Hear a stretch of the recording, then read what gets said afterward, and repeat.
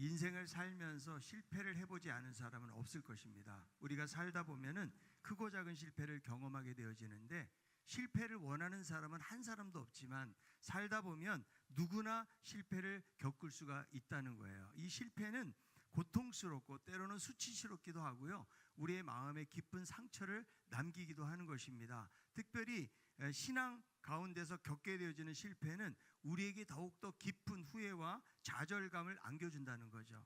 내가 왜 그때 잘 참지 못했을까? 내가 왜 그때 믿음을 잘 지키지 못했을까? 이런 후회를 하기도 합니다. 하나님을 실망시킬 것 같아서 죄책감에 빠져 있거나 같은 실수를 반복하는 자신의 모습을 보면서 스스로 절망감에 빠지기도 한다는 것이죠. 그래서 이런 여러 가지 실패들 때문에 낙심하고 좌절하게 될 때가 많이 있다는 거예요. 자, 오늘 본문에 등장하는 이 베드로도 큰 실패를 경험한 사람이에요. 우리가 잘 아는 대로 예수님을 3번씩이나 부인을 했던 사람입니다. 그것도 사랑받는 수제자이고, 자신은 주님 가장 사랑하기 때문에 다른 사람은 예수님 다 버려도 자기는 절대로 버리지 않겠다고 큰 소리를 쳤던 사람이에요. 그런데 막상 현실이 닥치니까 3번씩이나 예수님을 부인하게 되어지는데, 이 베드로에게는 있을 수 없는 일이에요. 어떻게 이렇게 실패하게 되었을까? 베드로는 얼마나 자부심이 대단했을까요? 예수님이 베푸시는 권능과 능력 때문에 우쭐하고, 내가 이 예수님의 제자다, 아마 이런 마음을 가지고 주님을 따랐을 것입니다. 그리고 실제로 제자들도 주님의 능력을 받아서 귀신도 쫓아내고 병도 고치고 이런 여러 가지 또 일들을 경험하면서 그들의 자신감은 하늘을 찌를 듯 했을 것입니다. 그런데 베드로가 예수님을 전혀 모른다고 맹세하고 저주하면서 부인한 사건이 생긴 거예요. 베드로는 정말 예수님을 사랑하고 목숨도 내놓을 각오도 가지고 있었거든요. 이것은 거짓이 아니고 정말 순전한 마음이었어요. 그런데 결정적인 순간에 주님을 부인하고 마른 것입니다. 그래서 닭이 울던 그 새벽에 처절하게 무너진 자기 자신을 붙잡고 통곡하며 회개하고 큰 이런 실패를 경험했던 것을 볼 수가 있는 것입니다. 이 베드로의 실패에 관한 이야기는 바로 우리들 모두의 이야기라고 말할 수가 있어요. 우리들도 자신감을 가지고 시작했다가 여러 가지 실패와 좌절을 맛보게 될 때가 많이 있다는 것입니다. 그러나 오늘 본문을 보면 베드로는 실패하지만 하나님께서 다시금 그를 회복시켜 주시고 새로운 사명을 주시는 모습을 보면서 우리들도 살아가면서 신앙의 길 속에서 여러 가지로 실패하고 낙심할 수 있지만, 그러나 여전히 우리를 사용하시는 주님, 우리를 회복시켜 주신 주님이 계시는 것 때문에 우리에게 큰 공감과 도전을 준다고 말할 수가 있는 것입니다. 자, 오늘 이 본문의 배경을 보면 누가복음 22장은 예수님께서 잡히시긴 전날 밤 최후의 만찬이 등장을 하는 거예요. 떡과 잔을 나누시면서 예수님이 십자가에서 죽게 되실 것을 예고를 하시면서 제자 중에 한 사람이 배반하게 된다라고 말씀하세요. 얼마나 제자들이 서로 놀랐을까요? 아주 당황스러웠을 것 같아요. 그래서 서로 누구일까를 이야기하다가 제자들은 또 다투기를 시작합니다. 누가 크냐 하는 다툼을 하고 있는 거예요. 지금 예수님은 십자가를 앞에 두고 있는데 이 예수님의 마음을 이해하는 사람은 한 사람도 없어요. 이 제자들은 3년 동안을 그렇게 주님을 따라다녔지만 서로가 높은 자리에 가기 위해서 다투는 모습을 보게 되어지는데, 예수님은 이렇게 말씀하시는 거예요. 진정으로 큰 자가 누구냐? 그것은 바로 섬기는 자다. 그러면서 주님께서 약속하신 말씀이 있는데요. 자, 누가복음 22장 30절에 있는 말씀이에요. 너희로 내 나라에 있어 내 상에서 먹고 마시며 또는 보좌에 앉아 이스라엘 12지파를 다스리게 하려 하노라. 그러니까 이제 하나님 나라가 완성되면 하나님 나라의 잔치가 벌어지게 되어지는데, 거기서 먹고 마시게 될 뿐만 아니라 12지파를 다스리게 되리라. 그런데 사실 이 제자들은 이 하나님의 나라를 세상 나라로 지금 이해를 하고 있는 거예요. 그런데 온 세상을 다스리게 된다고 그러니까 얼마나 그들이 흥분되었을까, 이런 것이죠. 이런 상황 속에서 지금 예수님께서 베드로에게 말씀을 해주고 있는 것입니다. 우리는 이 베드로의 실패 가운데서 어떻게 하나님이 회복시키시는지를 말씀을 통해서 보면서 우리들도 또 신앙생활 가운데 여러 가지 실패와 어려움들이 있지만 어떻게 하나님의 회복이 가능한지를 말씀을 통해 나누기 원합니다. 먼저 이 베드로의 실패 속에는 사단의 시험이 있었다는 거예요. 그래서 예수님께서 베드로에게 영적인 그 실상, 그러니까 이 삶이라는 것이 평온하고 아무 일이 없는 것 같지만 영적인 전쟁터임을 보여주고 있는 거예요. 자, 그래서 31절에 이렇게 말씀해 주고 있거든요. 시몬아 시몬아 보라 사탄이 너희를 밀가부르듯 하려고 요구하였으나. 자, 이 말씀을 보면 지금 베드로가 시험을 당한 배후에는 누가 있다는 거예요? 사단이 역사하고 있다는 거죠. 근데 이 사단의 시험을 예수님이 어떻게 표현하시는가 하면 사단이 밀가부르듯 하려고 요구한다. 정말 생동감 있게 지금 표현을 해주고 있는 거예요.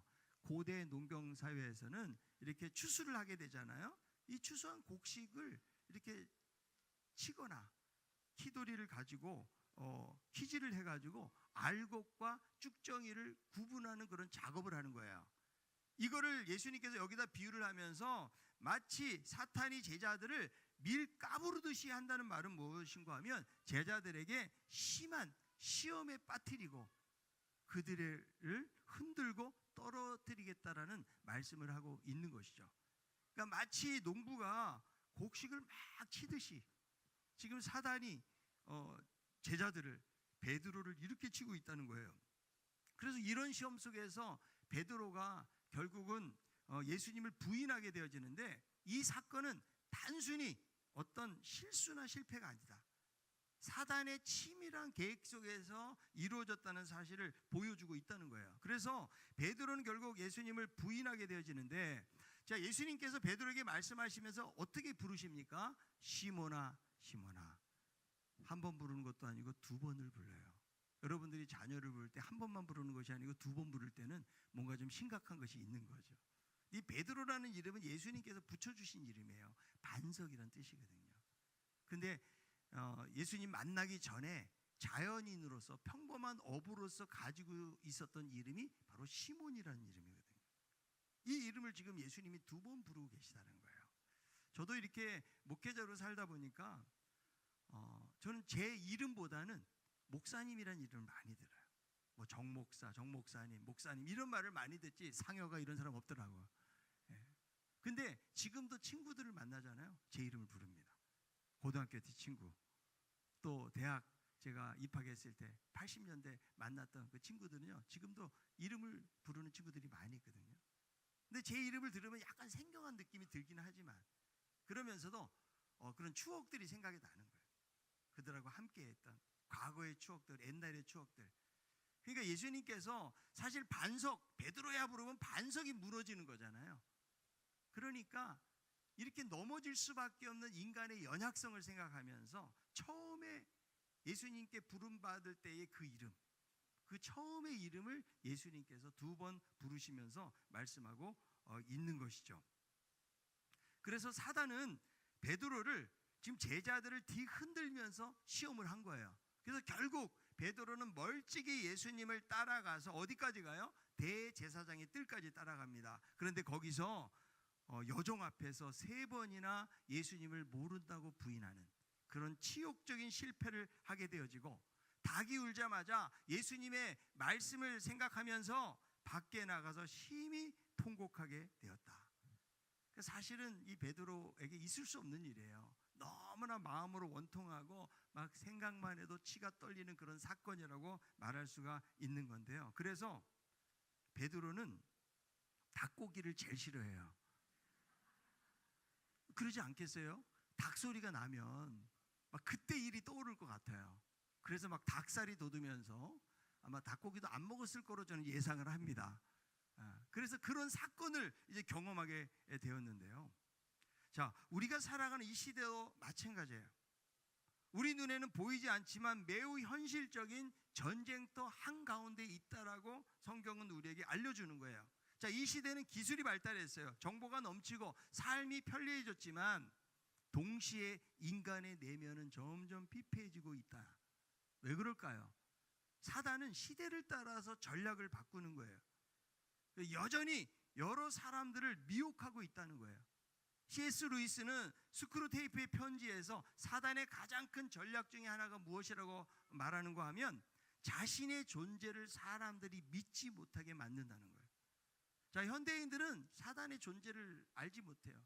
귀신이 있냐고 그래요. 우리들도 어쩌면 그냥 전설의 고향에 등장하는 소재 정도로 생각할 수 있어요. 그러다 보니까 그 심각성을 모를 수가 있다는 거예요. 그런데 성경은 사단은 우리 눈에 보이지 않을 뿐이지 여러 믿는 사람들을 뒤흔들고 있다라고 말씀해 주는 거죠.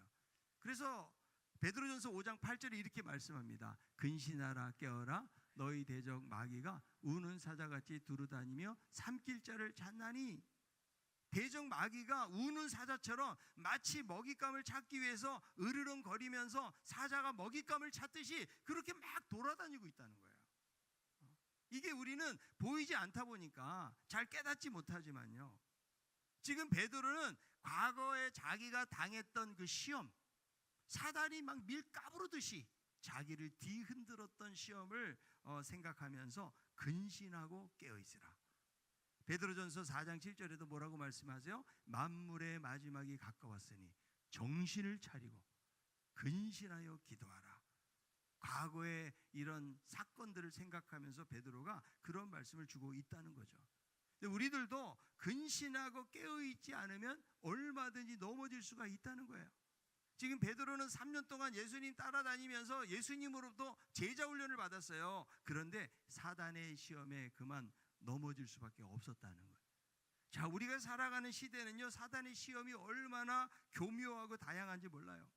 사단은 과거의 방식처럼 단순히 명백한 악으로만 유혹하는 것이 아니라 아주 세밀하고 교묘하게 우리의 약점을 파고들고 있다는 거죠. 여러분, 사단이 여러분들이 교회 가지 말라고 그러면은 그 분명히 사단의 시험인 줄 알잖아요. 그렇지 않아요? 그런데 사단은 교회까지 가라고 그래요. 열심히 가서 예배 시간에 그냥 열심히 졸게 만들어요. 예? 그러면서 한 사람이 졸잖아요. 주변 사람 다 전염이 됩니다. 자, 옆에 있는 분에게 저는 졸지 않겠습니다. 예? 내가 졸면 옆 사람도 졸게 돼 있어요. 그래서 사단은 말씀을 못 듣게 만들어요. 그러니까 우리가 생각하는 사단이 역사하는 그냥 명백하게 악으로 있는 것이 아니고 보이지 않게 교묘하게. 에베소에 보니까 어떤 말씀이세요? 사단으로 하여금 틈을 타지 못하게 하라. 다 우리에게 틈이 있어요. 연약한 점이 있다고요. 그러니까 내가 넘어질 때 언제 넘어져요? 항상 넘어지는 데서 넘어지는 거예요. 그게 우리 약점인 거예요. 이걸 알고 있기 때문에 사단이 그것을 공격한다는 거죠. 특별히 오늘날 사단은요, 우리들을 바쁘게 만들어요.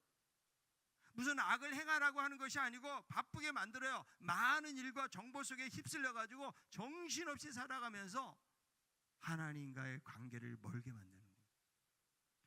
예배의 시간을 놓치게 만들고 하나님 앞에 기도하는 시간, 말씀을 묵상하는 시간, 하나님께 가까이 나아가는 시간들, 내가 너무 사업에 바빠요.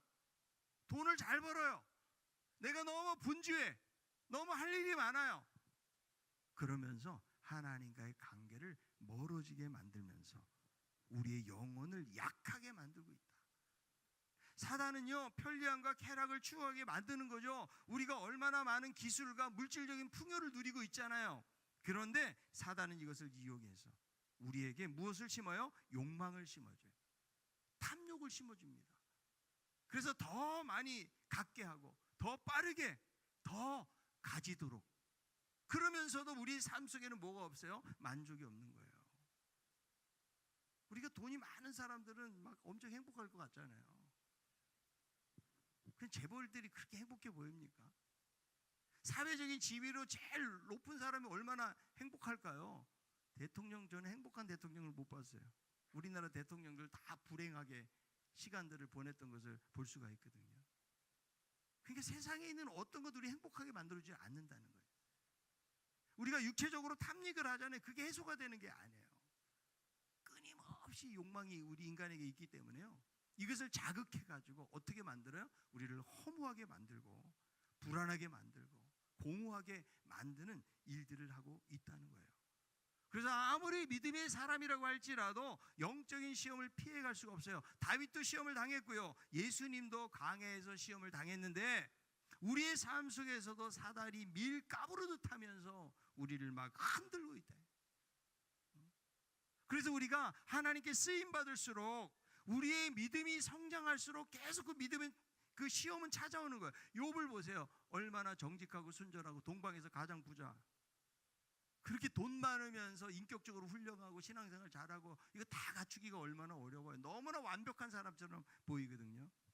그런데 욥이 시험 당하는 모습을 보지 않습니까? 마귀는 끊임없이 우리를 여러 가지 시험을 통해서 넘어뜨리려고 하는 거예요. 이거를 우리는 생각을 해야 돼요. 근데 많은 경우에 우리는 그냥 무방비로 살아요. 내가 마귀와 대적하기 위해서 우리가 깨어서 기도하고 말씀 읽고 정말 하나님의 무기를 가지고 무장해야 되는데 무장 해제돼 있어요. 아무 생각이 없어요. 이렇게 사니까 마귀에게 시험에 들고 넘어질 수밖에 없다는 거예요.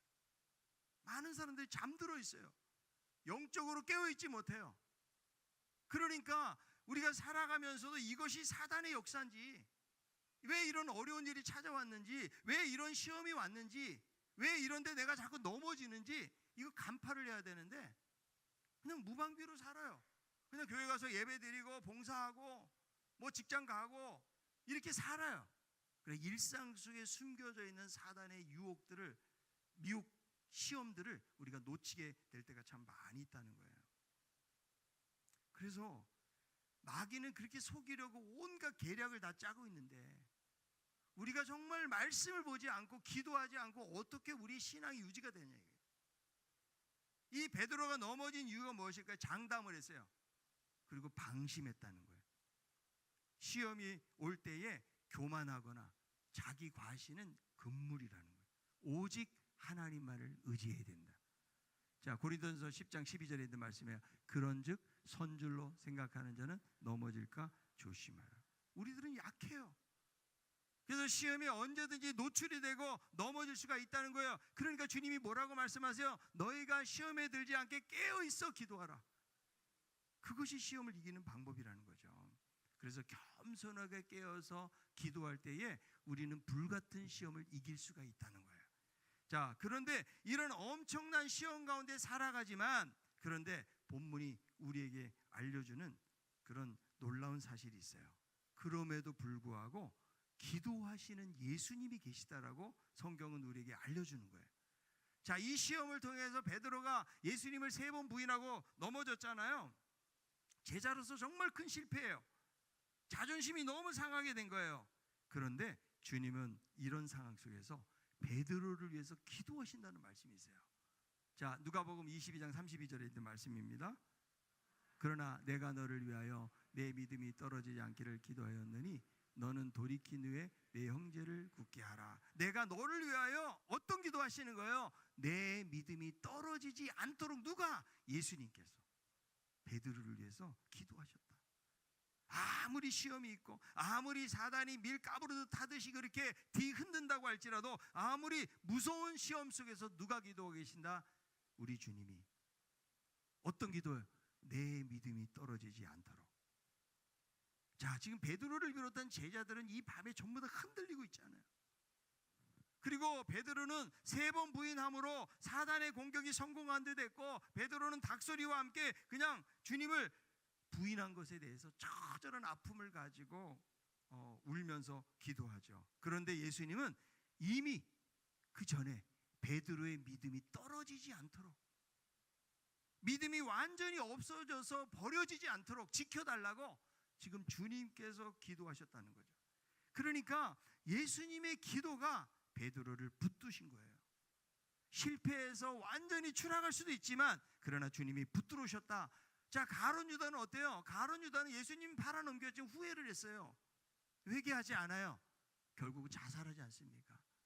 베드로도 얼마든지 이 길을 걸어갈 수가 있는데, 그런데 믿음이 떨어지지 않도록 기도하신 주님 때문에 베드로는 이 시험을 이길 수 있게 되어진다. 이것이 얼마나 큰 은혜이고 위로가 되는지 몰라요. 자, 히브리서 7장 25절은 그래서 이렇게 말씀합니다. 그러므로 자기를 힘입어 하나님께 나아가는 자들을 온전히 구원할 수 있으니 이는 그가 항상 살아계셔서 그들을 위하여 간구하심이라. 그들을 위하여 간구하시는 주님. 누군가 널 위해 기도하네. 자, 옆에 있는 분에게 주님이 당신을 위해서 기도하고 있습니다. 우리 이게 가장 큰 위로예요, 우리에게요. 우리가 연약하고 부족하고 넘어지기도 잘하고 실수도 잘하고 실패도 잘하지만 여전히 우리의 믿음이 떨어지지 않도록 우리를 위해서 기도하시는 주님 계십니다. 자, 우리가 시험을 만나잖아요. 시험을 만나면 우리 혼자 있으면 넘어져요. 근데 우리는 하나님이 이런 기도하는 공동체를 주셨다는 거예요. 이게 얼마나 감사한지 몰라요. 우리는 여러분 작은 말 한마디에도 넘어져요. 작은 말 환경 앞에서도 우리 낙심이 되고요. 그냥 할렐루야 하다가도 금방 꺼지는 것이 우리의 삶이에요. 그런데 어려운 일 당할 때도 내가 당신을 위해서 기도합니다. 내가 당신을 위해서 항상 기도하고 있어요. 이 말 한마디가요, 그 사람에게 얼마나 힘이 되는지 몰라요. 자, 옆에 사람 얼굴을 보면서 내가 당신을 위해서 꼭 기도하겠습니다.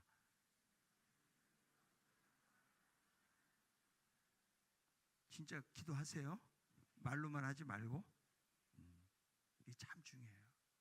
누군가를 위해서 기도하는 거. 나 같은 죄인 살리신이라는 유명한 찬송이 있잖아요. 존 뉴턴이라는 사람인데요. 이분의 어머니가 엘리자베스 스켈리프라는 분인데요.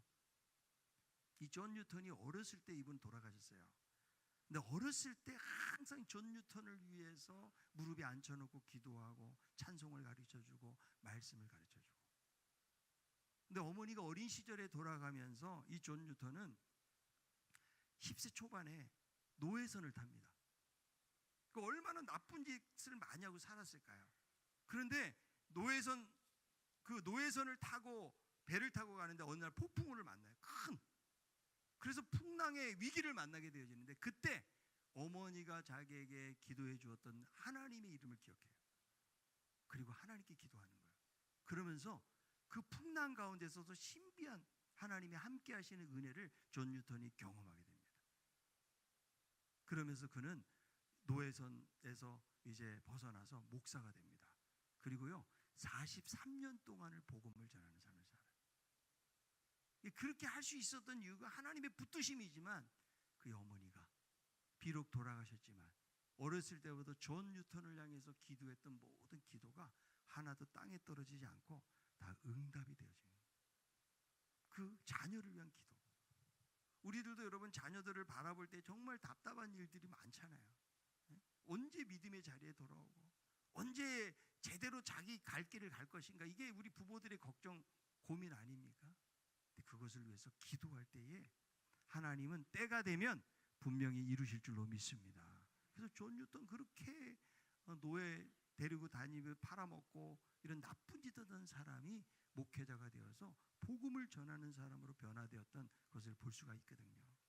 우리가 사람을 위해서도 이렇게 기도할 때에 힘이 되고 응답이 있다면 오늘 이 말씀은 우리 주님께서 베드로를 향해서 내 믿음이 떨어지지 않도록 내가 기도했다라고 말씀해주고 있는 것입니다. 존 파이퍼 목사님은 담대하십시오. 예수님께서 자기 사람들을 위해 기도하시며 결코 사탄이 우리의 믿음과 소망을 완전히 파괴하도록 내버려두지 않으십니다. 우리가 시험을 만나서 실패하고 넘어져도 중요한 것은 주님이 나를 붙들고 계시구나. 아멘. 여러분 주님은 우리의 삶을 붙들고 계시는 거예요. 그래서 내가 믿음이 좋아서 시험을 이겨내는 게 아니에요. 내가 의지력이 있고 절제를 잘해서 이런 시험을 이겨낸 것이 아니라고요. 주님이 나를 붙드시고 우리의 믿음이 떨어지지 않기를 기도하시기 때문인 줄로 믿습니다. 여러분 인생에 어떤 혹독한 시험을 당하고 있습니까? 아무리 마귀가 우리를 흔든다고 할지라도 우리 주님이 우리를 붙들어 주실 줄로 믿습니다. 우리를 위해서 지금도 살아서 기도하시는 주님을 생각할 수 있기를 바랍니다. 스데반이 돌에 맞을 때에 스데반은 환상을 보죠. 우리 주님께서 하늘 높은 보좌에 서서, 보통 앉아 계시는 거 성경이 표현하고 하나님 보좌 우편에 앉아 계신다고 그러잖아요. 서서 응원하시는 거예요, 스데반을요. 그래서 그 은혜를 경험하면서 스데반은 순교의 자리에 가는 그런 모습을 볼 수가 있는데 베드로의 실패도 불구하고 미리 이 모든 상황을 알고 계시잖아요. 내 믿음이 떨어지지 않기를 내가 기도했다. 그리고 내가 너를 다시금 회복시킨다는 그런 메시지가 여기 숨겨져 있는 거예요. 그래서 이 실패를 통해서 베드로는 처절하게 회개하면서 그의 믿음은 한층 업그레이드가 됐던 것을 볼 수가 있어요. 우리들도요, 실패를 안 하면 그러면 믿음이 성장하지 않아요. 항상 잘 나가 보세요. 그러면요, 항상 그 자리고 우리가 스스로가 어떻게 돼? 교만해져요. 학교에서 너무 공부 잘하고 1등 한 번도 놓치지도 않고 시험 볼 때마다 다 붙고 아주 밥맛입니다. 그러면 그죠? 실패를 몰라요. 그러니까 막 엘리트 계층에 있는 사람들이 대단한 것 같아도요, 별게 아니에요.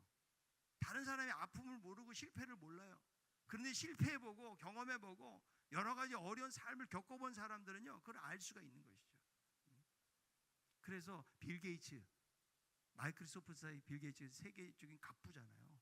이 사람은 직원들을 채용할 때에 실패한 기업에서 그런 경력 있는 사람들을 뽑는다는 거예요.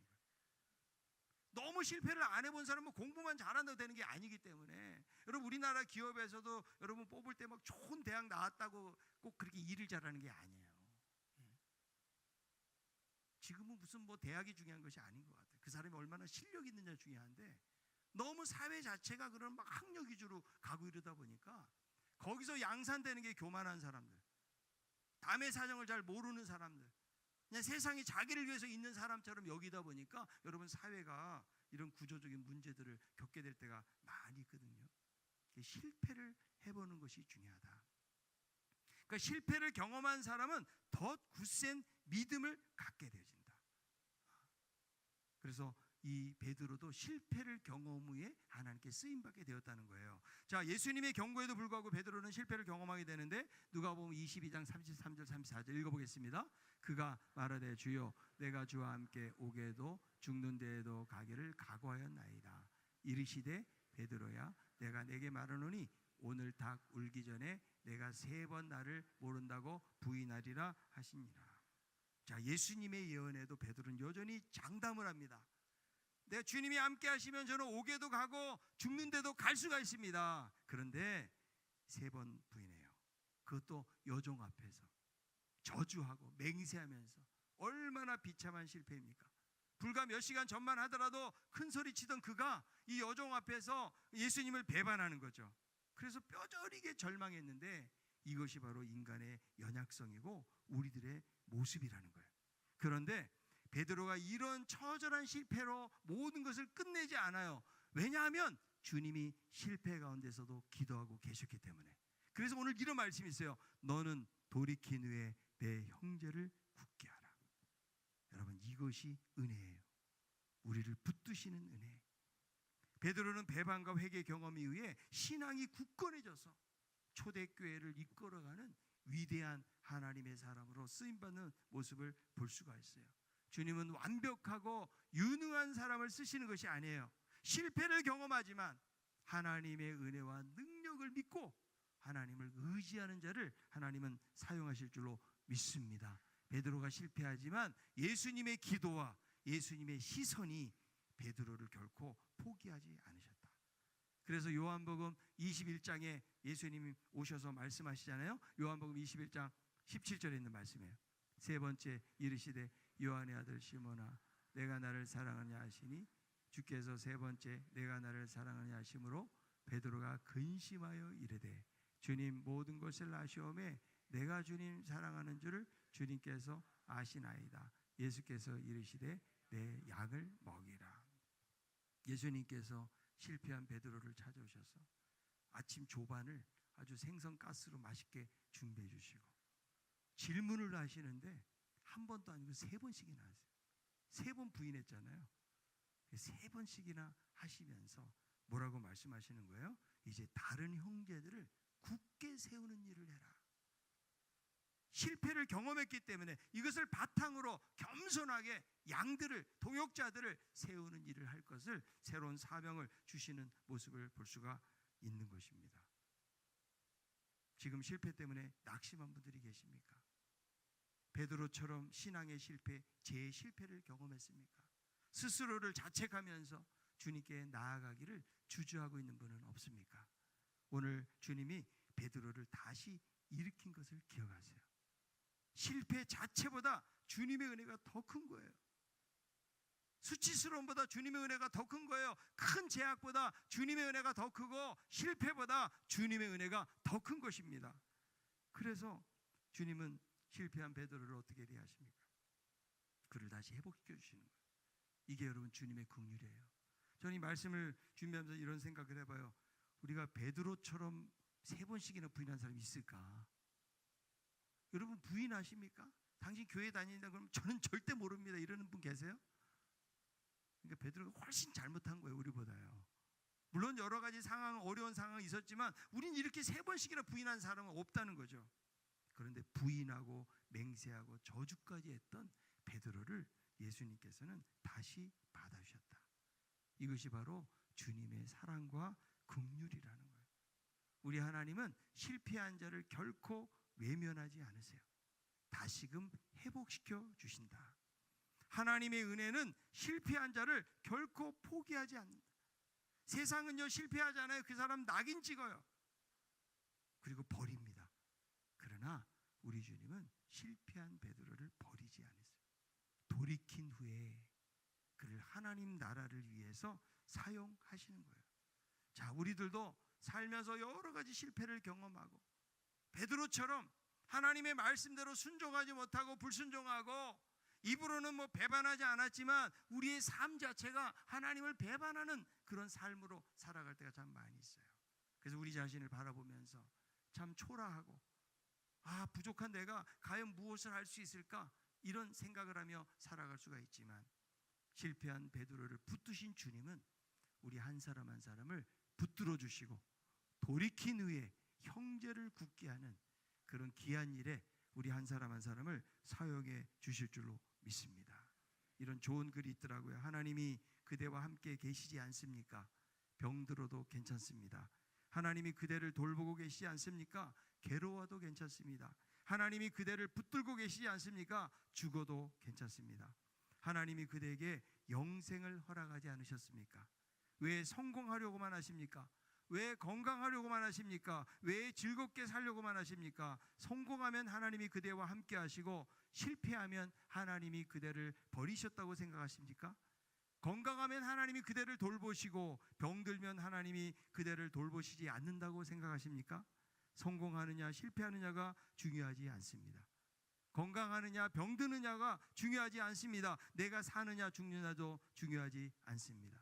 성공하든지 실패하든지 건강하든지 병들든지 괴롭든지 즐겁든지 살든지 죽든지 하나님이 언제나 우리와 함께 하시고 늘 우리를 돌보시고 붙들어 주시며 가장 좋은 길로 이끌어 주시는 것을 굳게 믿으며 하나님이 바라시는 대로 살아가기를 더욱더 힘쓰는 것이 중요하지 않습니까?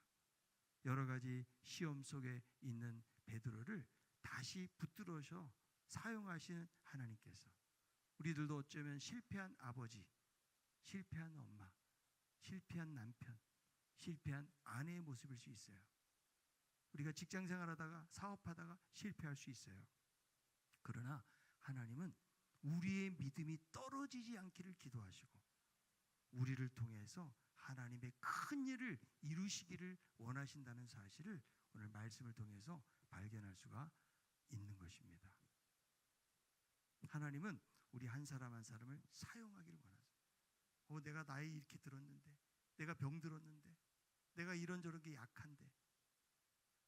그러나 우리 하나님은 약한 자를 들어서 강하게 사용하신 아버지. 저는 우리 인생 한 사람 한 사람이 정말 주님께 쓰임받는 삶을 살았으면 좋겠어요.